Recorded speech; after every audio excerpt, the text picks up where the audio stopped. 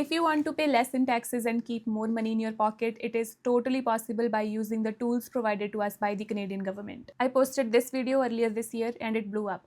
I got so much positive response from you guys, but since it was in Punjabi, I also got so many requests to make it in English so that more people can take advantage of it. So here it is. We're going to learn about TFSA, RRSP, FHSA, and RESP. We'll talk about their contribution limit, the purpose of these accounts, what are the tax implications, and when can we withdraw that money, and whenever we'll be withdrawing that money, what would be the tax implications on these accounts. Let's start with contribution limit. For TFSA, government launches limit every year. For 2025, the contribution limit is $7,000, but it doesn't mean that you can only add $7,000 in TFSA.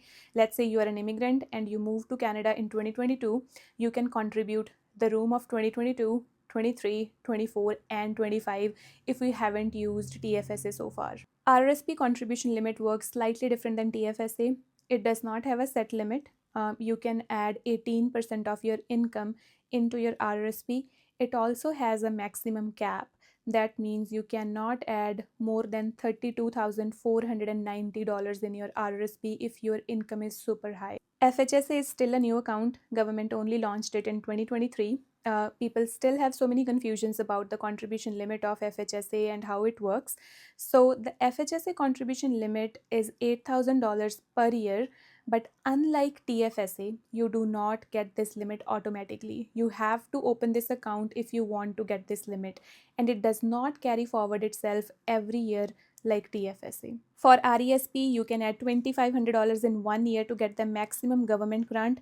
You can add more than that as well, but you will only get grant on $2,500 in 1 year. One more thing to keep in mind about contribution limits is you cannot add more than your contribution limit amount. So if your TFSA limit is $7,000, you can only add $7,000. You cannot add more than that. You can add less than that, but you cannot add more than that. So make sure you have this in mind whenever you're contributing to any of these registered accounts. In the next video, we'll talk about why we open these accounts, what is the purpose of these accounts, what are the tax implications, and when we withdraw that money, what is the tax implication at that time. So make sure to follow me for part 2.